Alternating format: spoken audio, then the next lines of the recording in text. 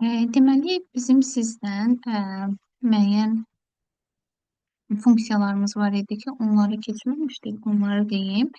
İlk öncə run between adlı bir funksiyamız var. Bu nədir? İki ədəd arasında e, təsadüfi bir ədəd seçir. Excel'in özü. Məsələn, biz bura yazırıq, misal üçün 525, bu hissəyə də yazıram 2654. Funksiyamı yazmaq üçün bərabərdir. Round between yazıram. Baxın, ikincidir. Seçirəm. İlk öncə soruşur. Bottom aşağı olan ədəd. Daha sonra vergülümü qoyuram. Daha sonra böyük olan ədəd seçirəm. Enter basıram.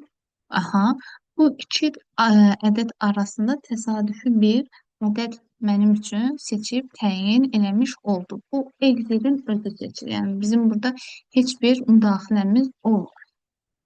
Növbəti funksiyamızın adı rows'dur. Bu nədir? Diapazona daxil olan xanaların sayını göstərir. Daha doğrusu sətirlərin sayını göstərir. Baxın, bu avtomatik bir xana seçdiyim zaman dəyişmiş oldu. Deməli, rows'dan danışırıq. Bərabərdir rows yazıram. Funksiyanı seçirəm. Məndən nə istəyir? Array, yəni aralıq. Hər hansı bir aralıq seçdim. Burada C4 xanasından K10 xanasını seçmişəm. Burada mənə sətir sayını tapacaq. Sətir sayını tapanda biz nə edirdik? Çoxdan azı çıxıb üzərinə 1 gəlirdik. Burada neçədir? 10'dur, başlanğıc 4'dür. 10'dan 4'ü çıxılır. 6 plus 1, 7. Görək cavabımız həqiqətən 7 olacaqmı? Enteri basıram, bəli. 7 olaraq təyin olundu. Növbəti bir funksiyamız var. Bunun adı row'dur. Bu isə bizə sətir sayını göstərir. Məsələn, bərabərdir, row yazıram. Bu zaman aralıq deyil. Hər hansı bir sətri seçirəm. Məsələn, gəl bu sətri seçdim. Enter basıram. Baxın, 9-cu sətr. Həqiqətən də 9-cu sətr idi. K9. Baxın, gəlirik 9-cu sətr olduğunu bizə göstərir. Növbəti funksiyamız columns'dur.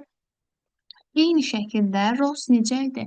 Diapazona daxil olan sətirlərin sayını göstərir. Columns isə diapazona daxil olan sütun sayını göstərir. Sütun sayını necə tapırdıq? Xatırlayırıqmı? Sadəcə hərfləri sayaraq. Bərabərdir columns. Burada məndən nə istəyir? Array, yəni aralıq. Hər hansı bir aralıq seçdim. Baxaq, birinci sayaq görək neçə dənədir bizdə sütun sayı? 1, 2, 3, 4, 5, 6 və 7. Enter basıram. Baxın, həqiqətən də 7 olaraq təyin olundu. Növbəti funksiyamız isə row necə idi? Sırf sətir sayını tapırdı. Eyni şəkildə column, bu isə sırf sütun sayını tapır. Bərabərdir column. Bu zaman aralıq deyil, hər hansı bir sütunu seçirik. Enter basırıq, 11-ci sütun olduğunu bizə göstərir. Özümüz də hərflərlə saydığımız zaman görmüş olacağıq. Daha sonra belə bir funksiyamız var. Saniyə, düz yazdıq. Bəli. Bölmə zamanı qisməti tapır. Həmən bu funksiyamız bölmə zamanı qisməti tapmaq üçündür. Məsələn, burada bir 21 yazaq. Bərabərdir. Funksiyamızın adını yazaq. Üçüncüdür. Təsdiqləyək. Nə istəyir bizdən? Parametr olaraq nömrə seçirəm, vergülümü qoyuram. İkinci isə bölünən. Seçdim, enteri basıram, 3. Həqiqətən də 21-i 7-yə bölünəndə 3 edir. Düzdürmü? Bizə cavabımızı vermiş oldu. Yəni, bölmə zamanı qisməti tapır. Bir də var mod funksiyamız. Bu nədir? Qismətdən alına biləcək qalığı tapmaq üçün istifadə olunur. Bərabərdir mod. Yenə number seçdim. Virgülümü qoydum. Böləni istəyir. Seçdim. Enter bastım. 3. Bunu özümüz də yoxlaya bilərik ki, həqiqətən qismətimiz neçədir, onu təyin edə bilirik. Daha sonra trunk var. Bu nədir? Kəsr şəklində verilən ədədi vergüldən sonra neçə ədəd lazımdırsa, onu bizə kəsib götürməyimizi təyin edir. Məsələn, kəsr tipli bir ədəd yazıram. Aha, yazdım. Bərabərdir. Funksiyanın adını yazıram. Number seçirəm, vergülümü qoyuram. Soruşur ki, number digiz, yəni vergüldən sonra neçə ədəd götürüm? Bu opsional parametrdir. Burada biz heç nə də yazmaya bilərik. O zaman avtomatik olaraq birdən təyin olunur. Əgər yox, biz istəsək ki, məsələn 3, 2 falan, o zaman özümüz yaza bilərik. Məsələn 2 yazaq, enter basaq, gördünüz, vergüldən sonra 2 dənə ədədi götürmüş oldu. Növbəti funksiyamız days'dir. Bu nədir? İki tarix arasında gün fərqini tapır.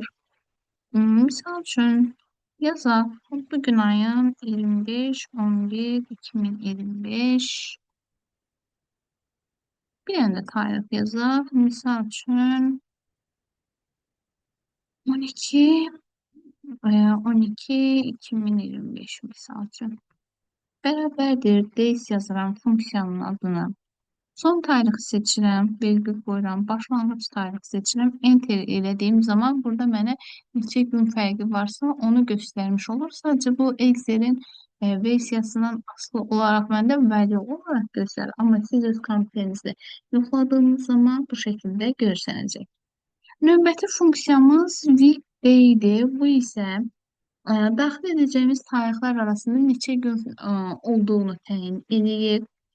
Həmçinin bu funksiyanda etdiyim zaman məndə value göstərir. Çünki dediyim kimi Excel'in versiyasından asılı olaraq dəyişir. Növbəti weeknum var. Weeknum ilin neçənci həftəsi olduğunu bizə göstərmək üçün istifadə olunur.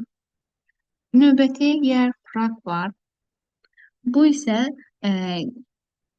daxil edəcəyimiz illər arasındakı fərqi bizə tapıb təyin edir. Növbəti rounddur. Ədədi yuvarlaqlaşdırmaq üçün istifadə olunur. Kəsr tipli ədədləri yuvarlaqlaşdırır. Növbəti isə m-rounddur. Bunlar ikisi oxşar olsa da tamamilə fərqli bir şeylərdir. M-round isə hər hansı bir ədədin maksimum bölünənini tapmaq üçün istifadə olunur. Məsələn, buraya yazdıram 100. 100-ün maksimum bölünənini tapmaq istəyirəm. M-round number seçdim. 3'e bölünənini tapmaq istəyirəm. Enter elədim. En yüksək maksimum bölünəni 90 olaraq göstərmiş oldu.